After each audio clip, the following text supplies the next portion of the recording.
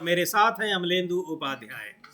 राहुल गांधी को supreme court से बड़ी राहत मिली है। राहत इस मामले में मिली है कि उनके खिलाफ जो मानहानि का मुकदमा था झारखंड में, उसमें सुप्रीम कोर्ट ने झारखंड सरकार को नोटिस जारी किया है और शिकायतकर्ता को नोटिस जारी किया है। उस मामले में राहुल गांधी के खिलाफ ये कहा गया था कि उन्होंने गृह मंत्री अमित शाह के लिए उन्होंने गलत शब्दों का इस्तेमाल किया, इसलिए उनके खिलाफ मानहानि का मुकदमा दायर किया जाए। मानहानि इसमें हो रही है अमित शाह की अगर हो रही है, लेकिन मुकदमा कोई और दायर कर रहा है इसी मामले में। और यही तर्क दिया कि उनके राहुल गांधी के वकील अभिषेक मनु सिंघवी ने सुप्रीम कोर्ट में, और सुप्रीम कोर्ट ने इस मामले में फिलहाल वहाँ मुकदमा चलाने में उनको अभी कार्यवाही पर रोक लगा दी है। यानी वहाँ झारखंड हाई कोर्ट में और लोअर कोर्ट में इस पर आगे कार्यवाही नहीं होगी जब तक सुप्रीम कोर्ट में इस पर सुनवाई होगी। फिलहाल वहाँ पर रोक लगा दी है, तो ये बड़ी राहत है। और इसमें जो मजबूत तर्क दिया गया है वो ये है कि मानहानि किसी और के बारे में कहा जा रहा है कि मानहानि किसी और की हो रही है, मुकदमा कोई और दायर कर रहा है। तो इस पर हम चर्चा करेंगे आगे, लेकिन महत्वपूर्ण खबर महाराष्ट्र से भी आ रही है, जहां सैफ अली खान पर उनके घर में घुसकर हुए हमले को लेकर राजनीति गर्माती जा रही है। वहां जिस तरह से अभियुक्त पकड़े जा रहे हैं और वहां उसका कनेक्शन अंतर्राष्ट्रीय स्तर पर वहां अपराध के कनेक्शन दिखाए जा रहे हैं, उसको लेकर सीधे तौर पर संजय राउत ने गृह मंत्री अमित शाह का इस्तीफा मांगा है। क्यों मांगा है इस्तीफा, उस पर भी चर्चा करेंगे। लेकिन एक गंभीर खबर यह भी आ रही है कि राज्यपाल और उपराज्यपाल के नियुक्ति के मामलों में किस तरह से भ्रष्टाचार की शिकायतें आ रही हैं, और ये शिकायतें कैसे आ रही हैं कि जब ये का मामले हाई कोर्ट और सुप्रीम कोर्ट और कोर्ट में पहुंच रहे हैं। इस पर भी चर्चा करेंगे। 100 करोड़ रुपए की मांग की जा रही है, ऐसी खबरें आई हैं। पारदर्शी सरकार होने का दावा किया जा रहा है। डिमोनिटाइजेशन के बाद नगद के हस्तांतरण को लेकर, नगदी के कैश के दुरुपयोग को लेकर तमाम बातें हुई, दावे किए गए, लेकिन उसके बावजूद भ्रष्टाचार के इस तरह के मामले लगातार सामने आ रहे हैं। इन सारे मामलों पर आज के इस ब्रेकिंग न्यूज़ कार्यक्रम में हम लोग चर्चा करेंगे। लेकिन पहले बात करते हैं राहुल गांधी को जो सुप्रीम कोर्ट से राहत मिली है मानहानि के इस मामले में। अमलेंदु जी, क्या है पूरी खबर? और ये जो अभिषेक मनु सिंघवी का जो लॉजिक था, तर्क था, सुप्रीम कोर्ट ने बहुत ही गंभीरता से उसको लिया है कि मानहानि किसी और की हो रही है और मुकदमा कोई और दायर कर रहा है। हाँ समीर जी, ये असल में मामला जो है वहाँ की जो झारखंड की एक कोर्ट है उसमें ये मामला चल रहा था, और एक नवीन झा भारतीय जनता पार्टी के कार्यकर्ता हैं, उन्होंने जो था ये मुकदमा दायर किया था राहुल गांधी के ऊपर। और ये था कि राहुल गांधी ने 2019 में एक लोकसभा चुनाव के दौरान जो था वो अमित शाह को हत्या का आरोपी कहा था जी। इसको लेकर कि मानहानि का मुकदमा दायर किया था। ये मामला वहाँ चल रहा था सुप्रीम लोअर कोर्ट में। उसके खिलाफ राहुल गांधी झारखंड हाई कोर्ट गए थे।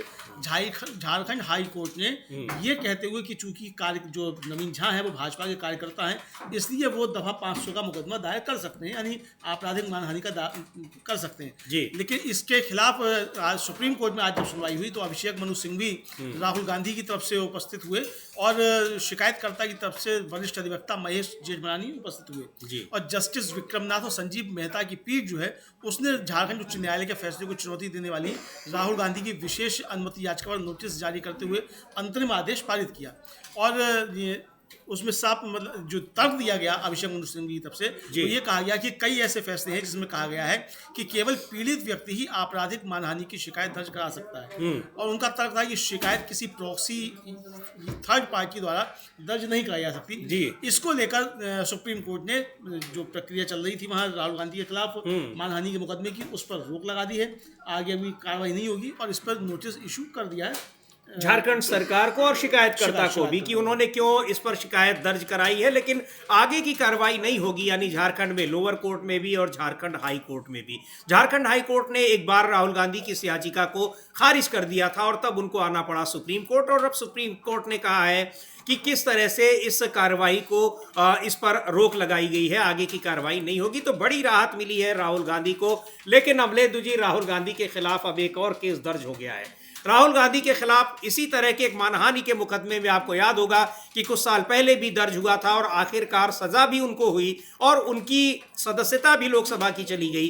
हालांकि लोकसभा सदस्यता जाने के बाद राहुल गांधी दोबारा जब अभी लोकसभा चुनाव हुए तो किस तरह से 2 सीटों से जीत कर आए, लेकिन लगातार उन पर मुकदमे दायर किए जा रहे हैं और ताज़ा तरीन मामला यह है कि अब असम में भी उनके खिलाफ एक मुकदमा दर्ज हो गया है। क्या उसके बारे में जानकारी है अमलेंदु जी? हाँ, गुवाहाटी में राहुल गांधी के खिलाफ जो है, जो उन्होंने जब इसका उद्घाटन किया था इंदिरा भवन का कांग्रेस दिल्ली का में, दिल्ली में, उसके दौरान जो उन्होंने भाषण दिया था उसमें जो उन्होंने कहा था कि हम स्टेट से लड़ रहे हैं, उसको लेकर जो है वो एक दायर किया गया है और उस पर FIR दर्ज हो गई है जी। तो इस मामले को लेकर जो है प्रतिक्रियाएं आई हैं। वहाँ के जो अध्यक्ष हैं असम कांग्रेस के, उनकी प्रतिक्रिया आई है। प्रमोद तिवारी जो कांग्रेस के राज्यसभा में उपनेता हैं, उनकी प्रतिक्रिया आई है। तो ये FIR वहाँ दर्ज कराई गई है। तो यानी एक तरह से कहा जाए राहुल गांधी को जो लगातार मुकदमों में फांसने की जो रणनीति भारतीय जनता पार्टी की है, उस पर भारतीय जनता पार्टी काम करती हुई दिखाई पड़ रही है। समीर जी बिल्कुल। तो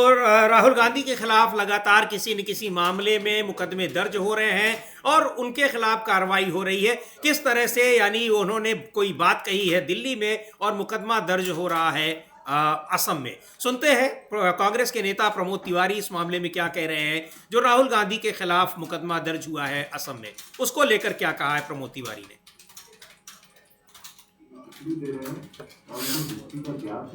है कि किस तरह उनके खिलाफ केस दर्ज कराए जा रहे हैं और सदस्यता लेने तक की साजिशें की जा रही हैं। उनकी सदस्यता जा भी चुकी है और अब इस मामले में जिस पर उन्होंने संवैधानिक बातें की, संविधान की संस्थाओं का किस तरह से दुरुपयोग हो रहा है उसकी बात की और उनके खिलाफ अब केस दर्ज कर दिया गया है असम में। असम में ये केस दर्ज किया गया है और असम कांग्रेस के नेता कांग्रेस के अध्यक्ष भूपेन कुमार बोरा ने भी इस पर अपनी प्रतिक्रिया दी है और उन्होंने क्या कहा है उसको सुनते हैं। लेकिन कांग्रेस के नेताओं का ये कहना है कि ये जितनी भी कार्रवाइयां की जा रही हैं, जो केस दर्ज किए जा रहे हैं राहुल गांधी के खिलाफ, वो जानबूझकर किया जा रहा है, एक षड्यंत्र किया जा रहा है ताकि राहुल गांधी की सदस्यता को छीना जा सके। इस तरह के षड्यंत्र किए जा रहे हैं। राहुल गांधी लगातार उन मुद्दों को उठाते हैं, सरकार के खिलाफ बोलते हैं, इसलिए जानबूझकर इस तरह की साजिशें की जा रही हैं। सुनते हैं भूपेन कुमार बोरा को, जो असम प्रदेश कांग्रेस के अध्यक्ष हैं। के अध्यक्ष हैं भूपेन कुमार बोरा, कह रहे हैं कि किस तरह से राहुल गांधी ने जो कहा वो सही बातें कही कि एक संवैधानिक संस्थाओं का दुरुपयोग किया जा रहा है, जांच एजेंसियों का दुरुपयोग किया जा रहा है, तमाम उसके उदाहरण गिना रहे हैं। लेकिन ये बात कहने के लिए उनके खिलाफ केस दर्ज किया जा रहा है और कांग्रेस पार्टी के नेता लगातार ये आरोप लगा रहे हैं कि राहुल गांधी चूंकि सरकार के खिलाफ मुखर होकर बात करते हैं और कॉरपोरेट के साथ किस तरह से नेक्सस चल रहा है सरकार का, उसकी बात वो खुलकर बोलते हैं, इसलिए जानबूझकर उन्हें तमाम मामलों में फंसाने की कोशिश हो रही है ताकि उनकी सदस्यता ली जा सके और सदस्यता एक बार ली भी जा चुकी है। अब ताज़ा तरीन मामला असम में उनके खिलाफ दर्ज किया गया है। लेकिन मामले जब कोर्ट में पहुंच रहे हैं तो वहां से राहुल गांधी को राहत मिल रही है। चाहे वो गुजरात का मामला जिसमें उनकी सदस्यता गई थी, वो मामला जब सुप्रीम कोर्ट पहुंचा वहां भी उनको राहत मिली और अब जब मानहानि का एक मामला पहुंचा सुप्रीम कोर्ट में, गृह मंत्री अमित शाह के खिलाफ दिए गए बयान को लेकर जो मामला दर्ज कराया गया था उसमें भी उनको बड़ी राहत मिली है। तो ये मामले ऐसे हैं जो षड्यंत्र के आरोप लग रहे हैं कि राहुल गांधी की सदस्यता को किसी भी तरह से खारिज किया जा सके। चूंकि जीत कर आए हैं उससे उनको नहीं रोका जा सकता था, लेकिन अब उनकी सदस्यता को ही रद्द करने की कोशिश की जाए कोर्ट के जरिए, पर वो चीज़ें दिखाई नहीं पड़ती हैं। शुरुआत उसकी कोशिशें ज़रूर हो रही हैं, लेकिन सुप्रीम कोर्ट तक आते आते वो चीज़ें, वो षड्यंत्र खारिज होते जा रहे हैं। अमलेंदु जी, ये जो मामला है इसमें जिस तरह से सुप्रीम कोर्ट ने राहत दी है राहुल गांधी को और उस पर आगे कार्रवाई करने से रोक दिया है हाई कोर्ट को भी और लोअर कोर्ट को भी, वो उनकी एक तरह से बड़ी जीत तो है ही। दूसरी ओर ये भी है कि किस तरह से जानबूझकर केस दर्ज किए जा रहे हैं और जो आरोप लगा रहे हैं भूपेन कुमार बोरा या फिर प्रमोद तिवारी, कांग्रेस पार्टी के जो नेता लगा रहे हैं। हाँ बिल्कुल समीर जी, ये देखने में आ रहा है और राहुल गांधी कह चुके हैं तो मुझ पर 1 नहीं 20 नहीं 100 मुकदमे लगा दो, लेकिन मैं डरने वाला नहीं हूँ। तो ये मुकदमों से डराने की कोशिश जो की जा रही है, ये भारतीय जनता पार्टी की रणनीति हो सकती है। इस तरीके का कांग्रेस आरोप लगाती भी रही है। लेकिन ये मामला जो है समीर जी, ये बड़ा दिलचस्प है। भारतीय जनता पार्टी के नेता नवीन झा हैं, रांची में, उन्होंने राहुल गांधी के खिलाफ शिकायत दर्ज कराई, जिसमें आरोप लगाया गया कि 18 मार्च 2018 को जो ऑल इंडिया कांग्रेस कमेटी का प्लेनरी सेशन था, उसमें राहुल गांधी ने भाजपा के खिलाफ भाषण दिया और भारतीय जनता पार्टी के तत्कालीन राष्ट्रीय अध्यक्ष अमित शाह को हत्या का आरोपी बताया। रांची के मजिस्ट्रेट कोर्ट ने नवीन झा की शिकायत को खारिज कर दिया।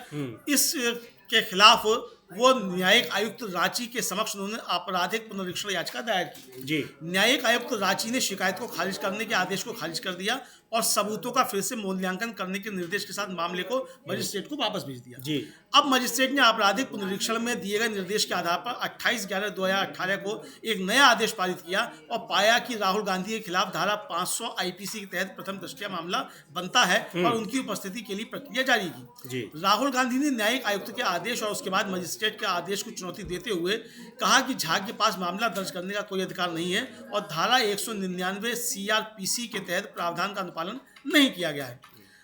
हाईकोर्ट ने जब पहुंचा मामला तो हाईकोर्ट ने कहा कि विपक्षी संख्या 2 मेरे विचार में भारतीय जनता पार्टी का कार्यकर्ता है, इसलिए उसे भारतीय दंड संहिता की धारा 499/500 के तहत उपरोक्त शिकायत मामला दर्ज करने का अधिकार है। और इसमें कहा गया कि ऐसा प्रतीत होता है कि याचिकाकर्ता श्री राहुल गांधी के खिलाफ भारतीय दंड संहिता की धारा 499/500 के तहत मामला बनता है, जिसमें उन्होंने भारतीय जनता पार्टी के नेतृत्व को झूठा और सत्ता के नशे में चूर बताया है।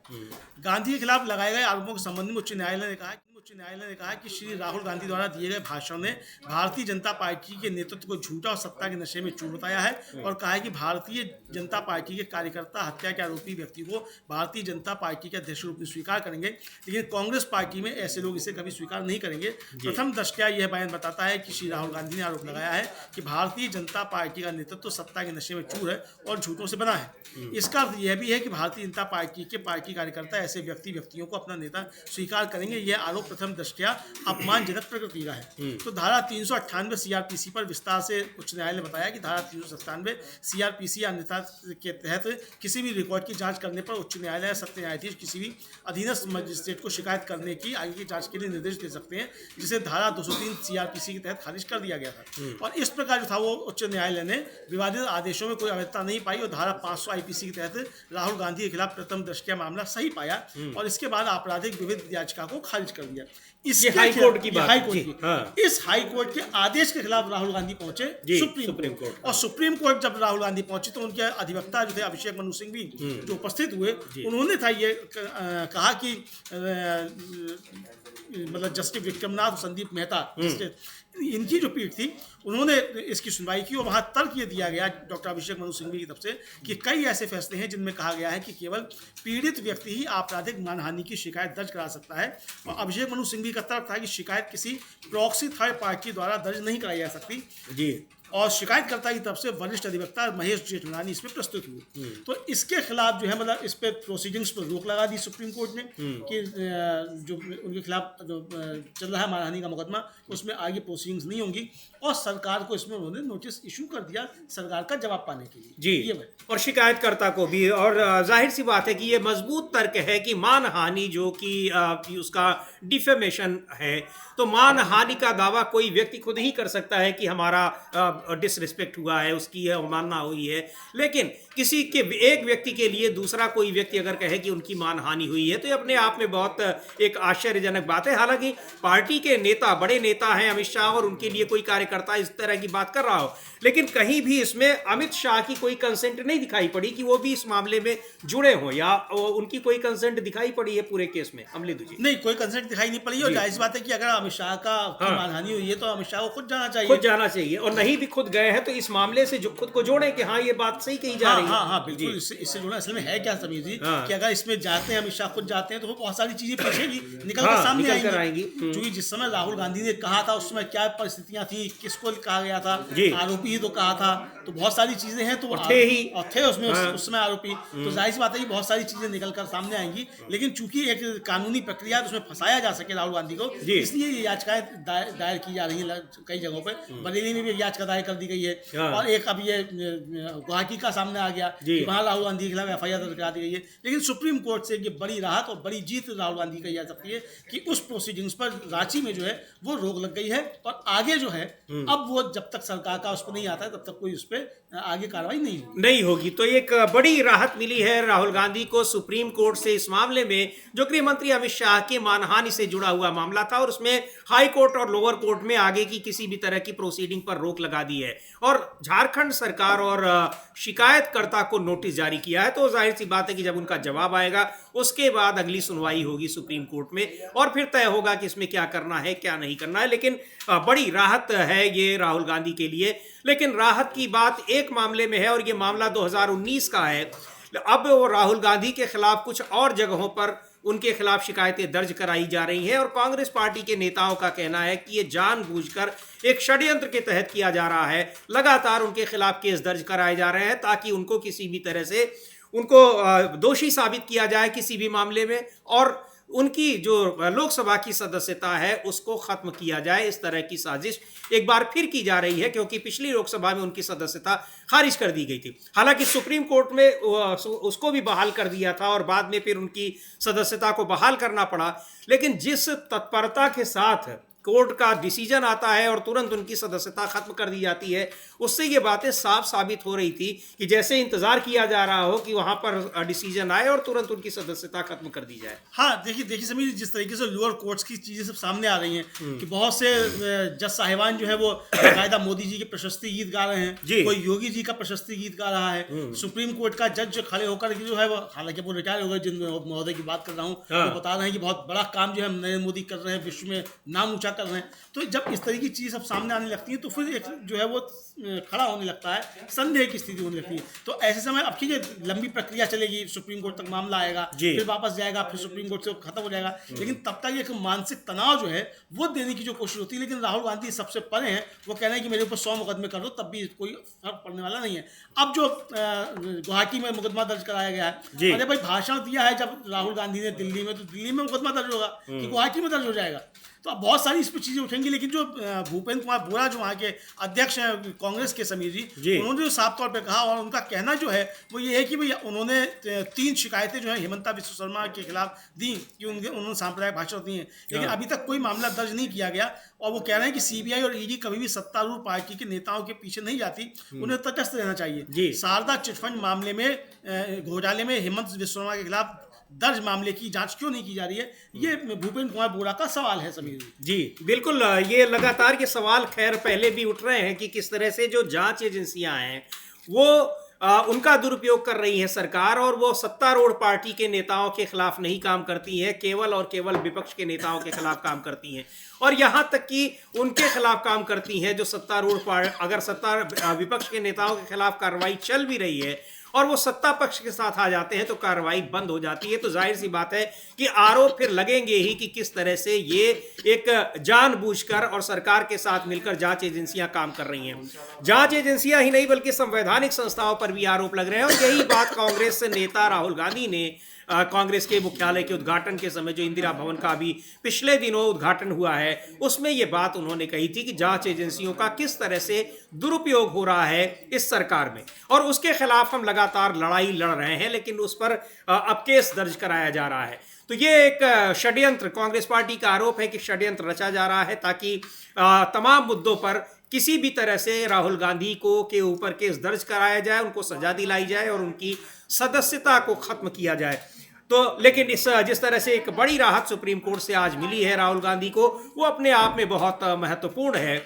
और एक इसके लिए भी कि जो बार बार लोअर कोर्ट्स में या हाई कोर्ट में ये चीज़ें मामले जाते हैं, उनको भी एक सीख लेने की ज़रूरत इससे लग रहा है कि पड़ रही है कि कैसे मामले दर्ज किए जाएं। कोई भी केस उस पर बिना कुछ सोचे समझे केस दर्ज कर लिया जाता है और फिर उसकी सुनवाई होती है, आगे उस पर जिस तरह से चीजें चलती है। तो ये उनके लिए भी बड़ी सीख है। वो सीख है। लेकिन समीर जी, यहाँ तो देखिए लोअर कोर्ट से अपीलीय प्राधिकरण तक आता है और वहां से हाई कोर्ट तक आता है और हाई कोर्ट से भी पास कर दिया जाता है जी।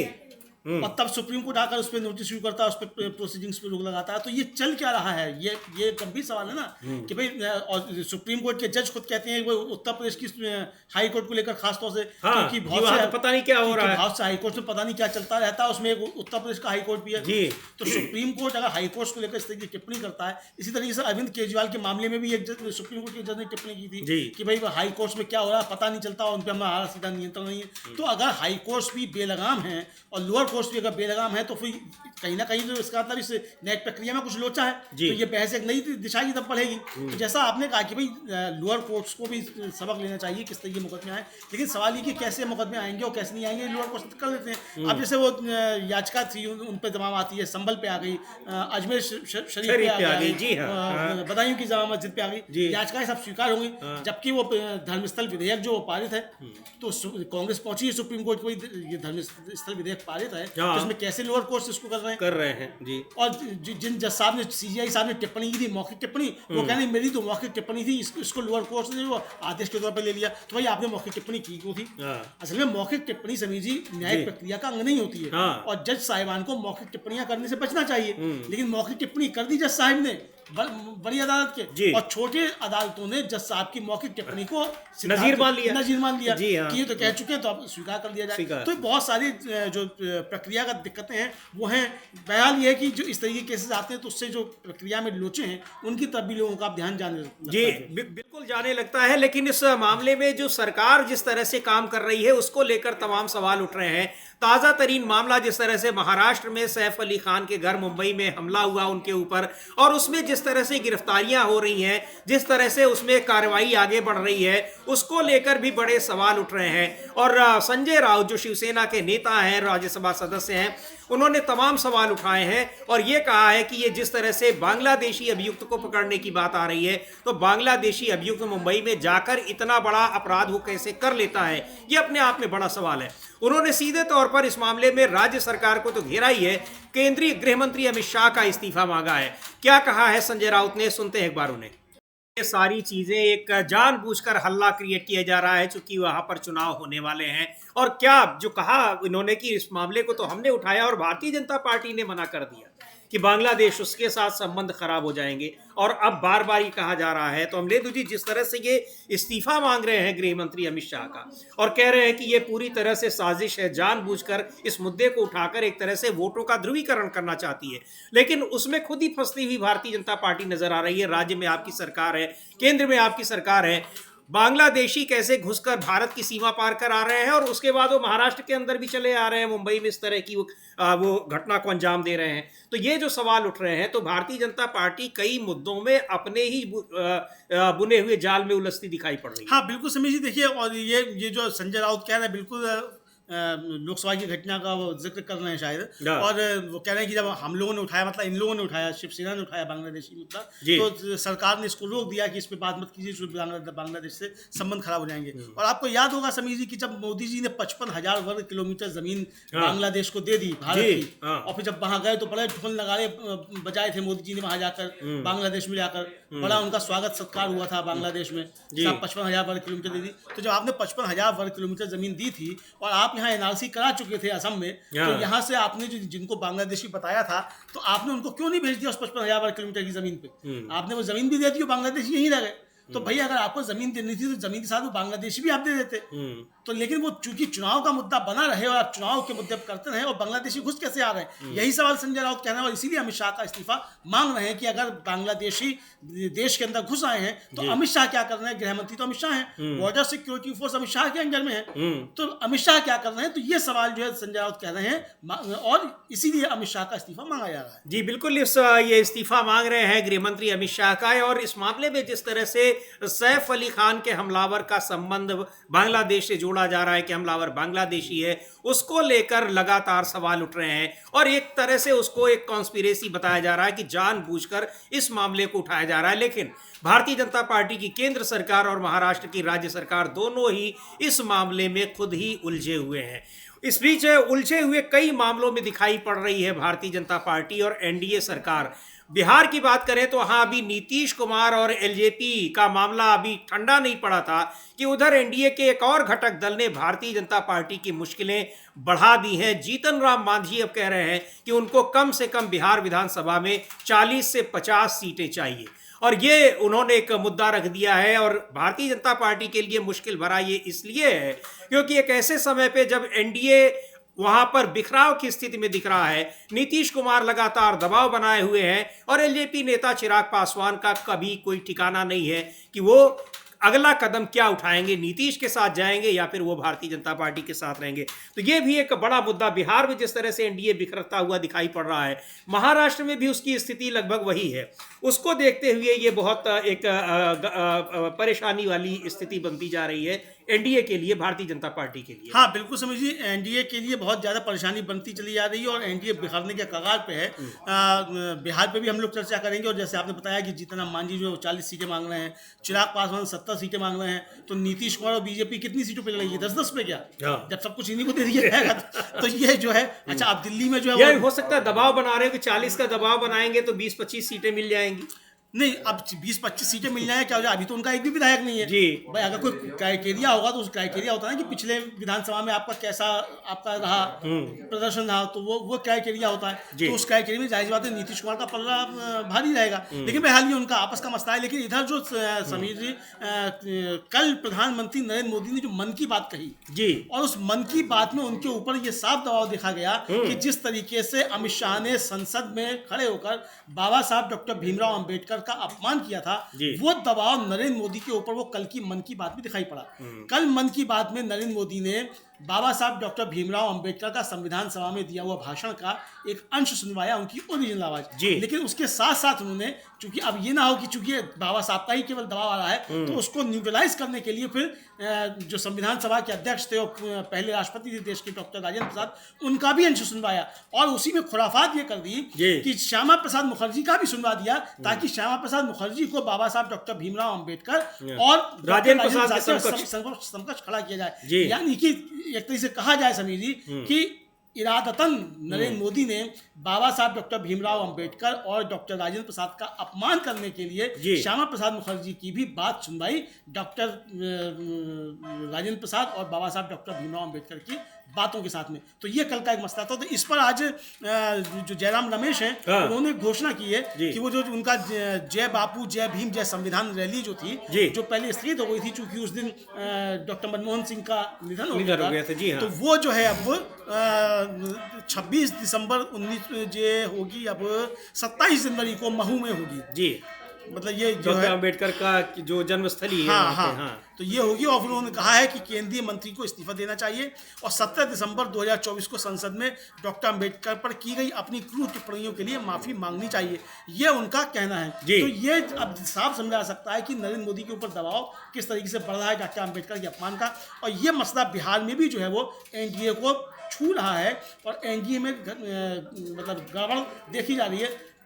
जी बिल्कुल, एनडीए में गड़बड़ देखी जा रही है। और एक बात और भी है अमलेदु जी, एनडीए के साथ साथ अगर हम इंडिया गठबंधन को देखें तो इंडिया गठबंधन एक बार फिर मजबूती के साथ दिखाई पड़ रहा है।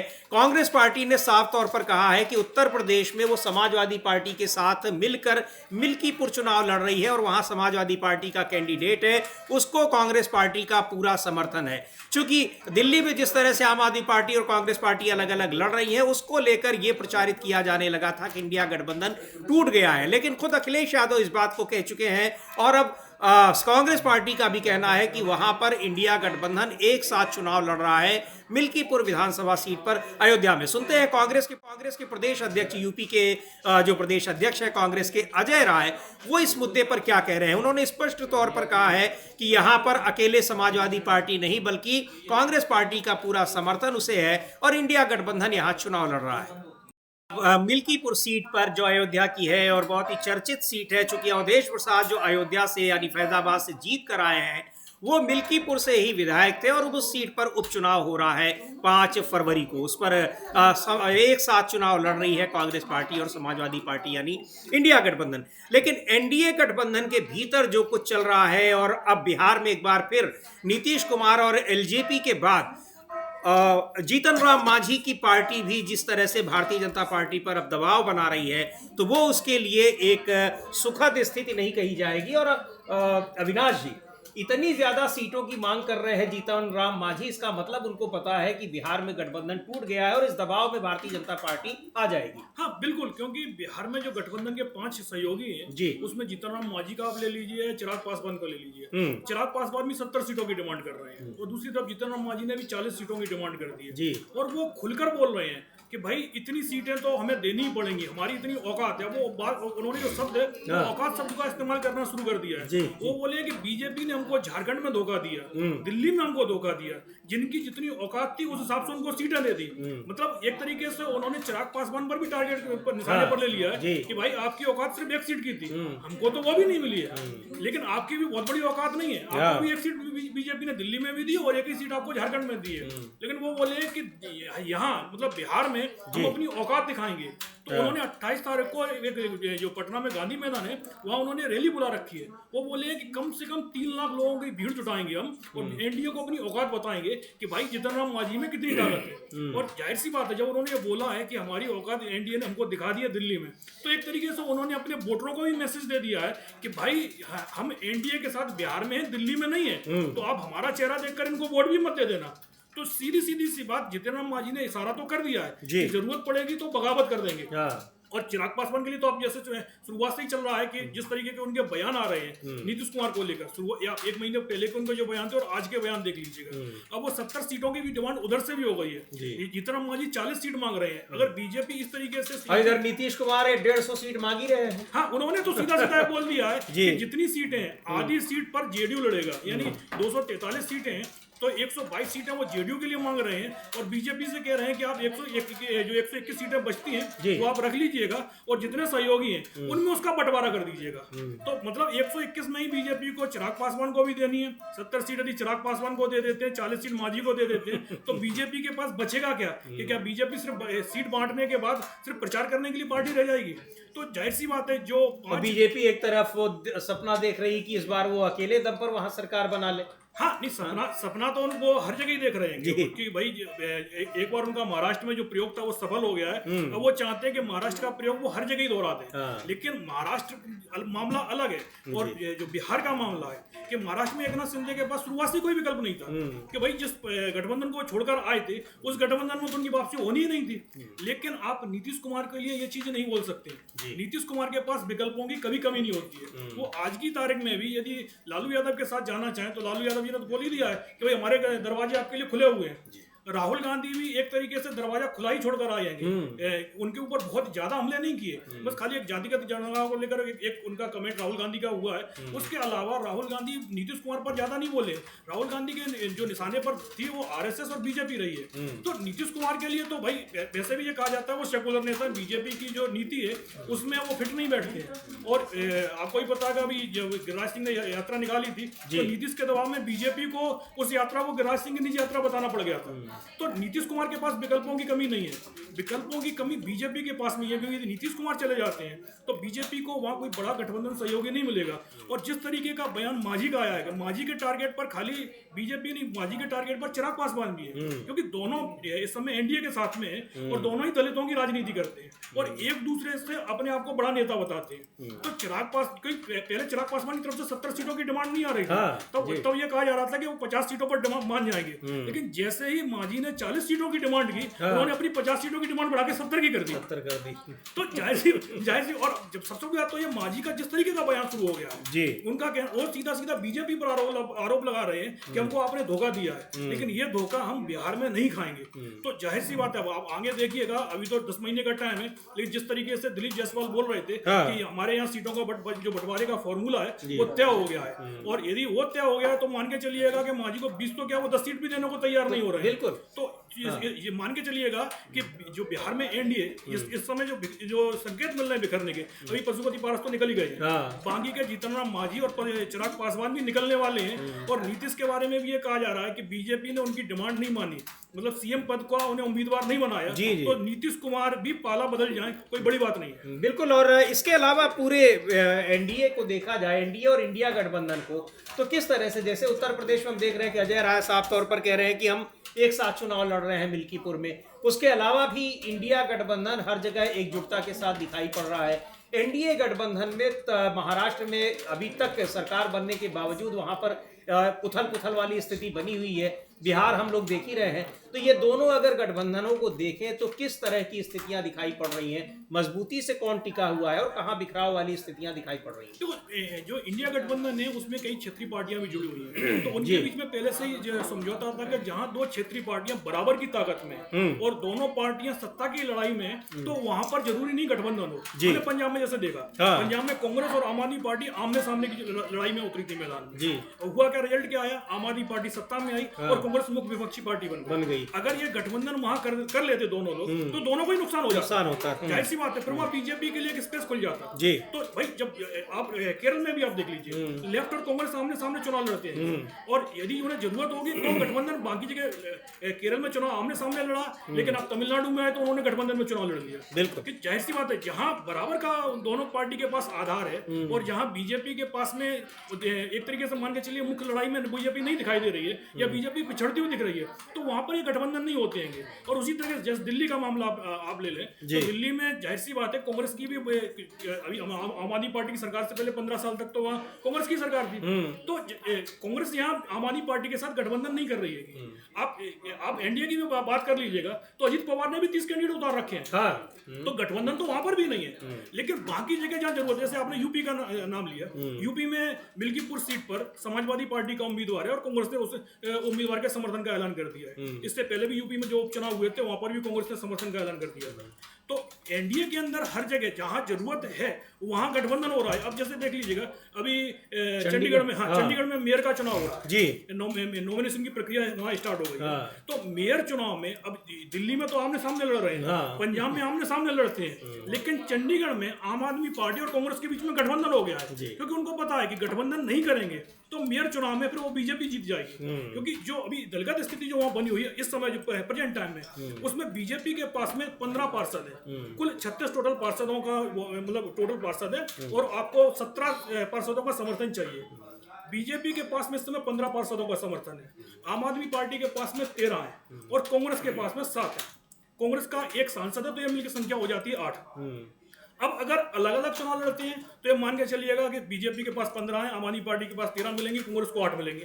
कांग्रेस का मतलब कांग्रेस तीसरे नंबर पर आएगी, आम आदमी पार्टी दूसरे पर आएगी, और बीजेपी का वहां मेयर बन जाएगा। और उसमें भी जब वहां मसीह जैसे अगर चुनाव अधिकारी होंगे तो फिर कुछ भी हो सकता है। यदि मसीह जैसे चुनाव अधिकारी होते हैं तो आम आदमी पार्टी और कांग्रेस गठबंधन भी कर लेगी ना, तब भी जो जिसे जिताना है फिर वो चुनाव वही जीतेगा। यदि सुप्रीम कोर्ट पिछली बार यदि सुप्रीम कोर्ट बीच में नहीं होता तो मतलब 8 वोट ज्यादा लेने के बाद भी चुनाव हार गए थे, तो कंडीशन वही बन जाएगी।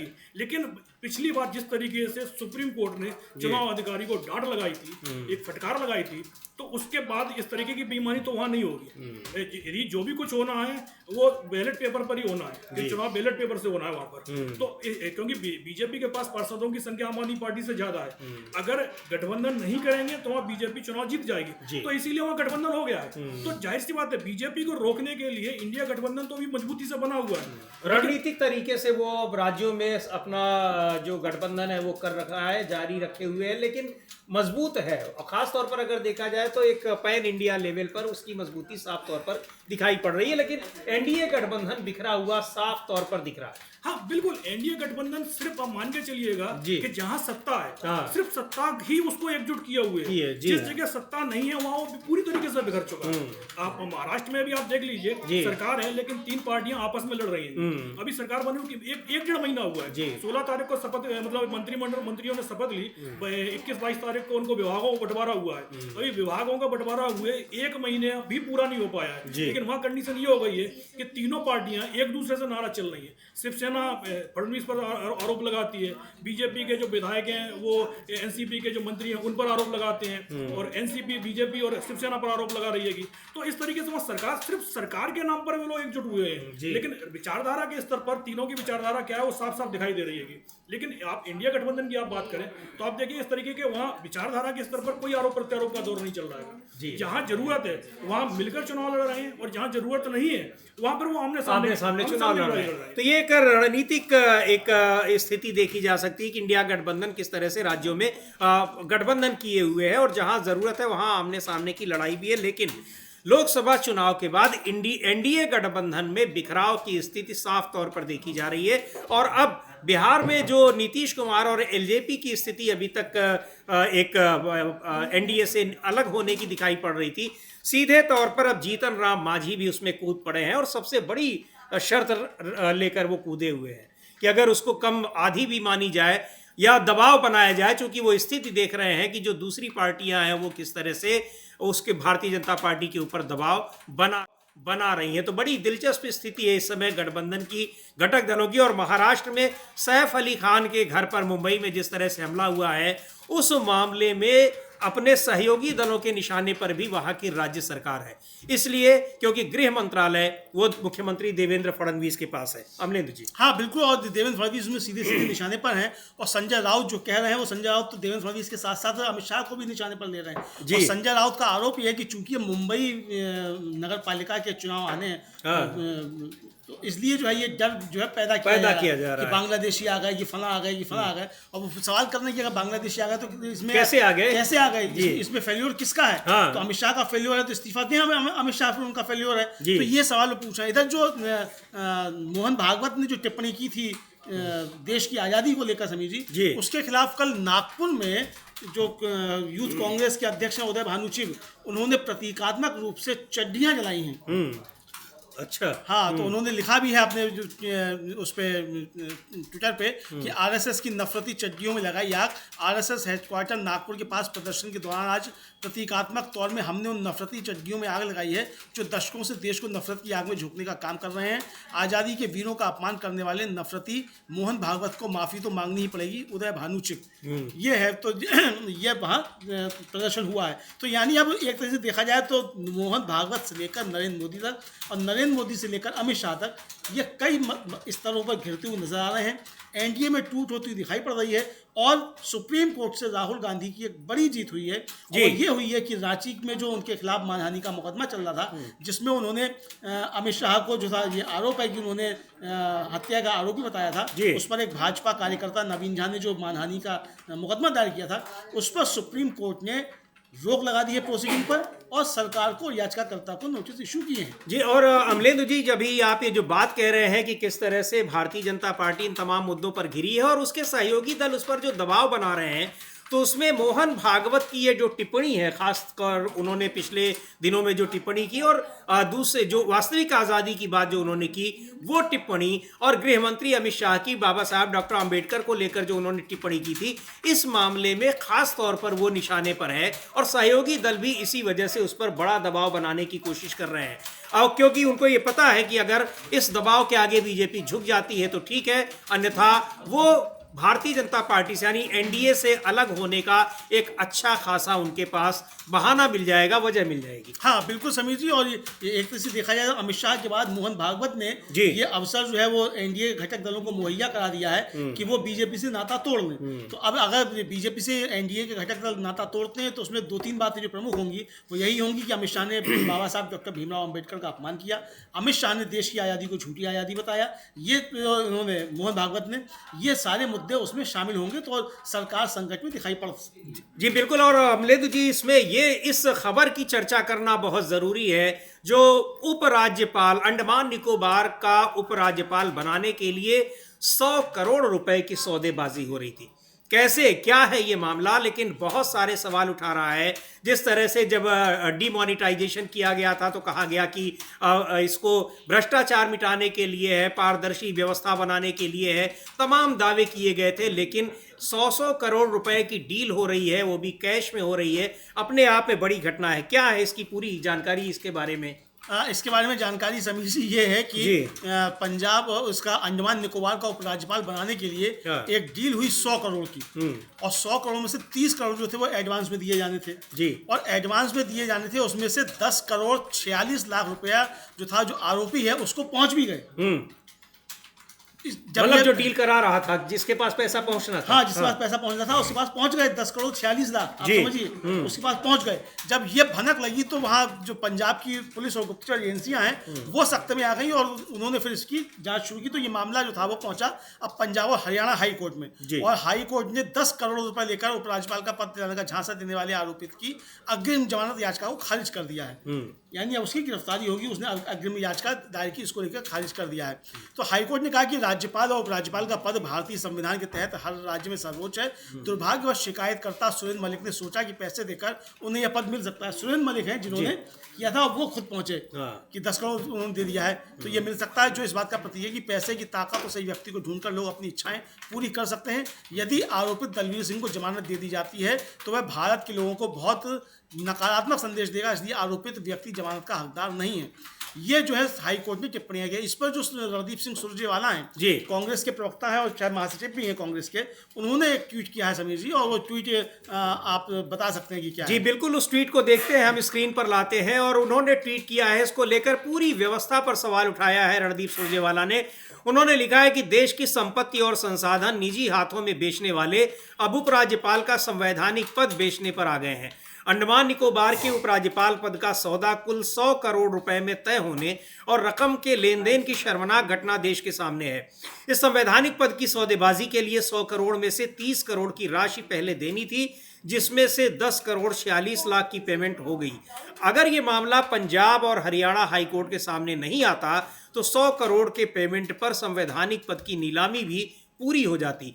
अब तो प्रधानमंत्री नरेंद्र मोदी को जवाब देना चाहिए कि यह 100 करोड़ रुपए की रकम किसके झोली में आनी थी, और ऐसी सौदेबाजी से संवैधानिक और सरकारी पदों के कुल कितने लाभार्थी अब तक बने हैं, बड़ा सवाल उठाया है। और चूंकि इस मामले में तो ये ऐसा लग रहा है कि पहला मामला है कि उपराज्यपाल के लिए लिया जा रहा हो, लेकिन बहुत से ऐसे पद हैं, वाइस चांसलर्स के पद हैं, तमाम और संवैधानिक संस्थाओं के पद हैं, सरकारी बहुत सारे पद हैं, उनके बारे में तो साफ तौर पर ये बातें कही जाती हैं। जाहिर सी बात है कि अगर ये सौदेबाजी हो रही है तो इसका कनेक्शन ऊपर से भी, यानी ऊपर पदों पर बैठे हुए लोगों से भी निश्चित तौर पर है।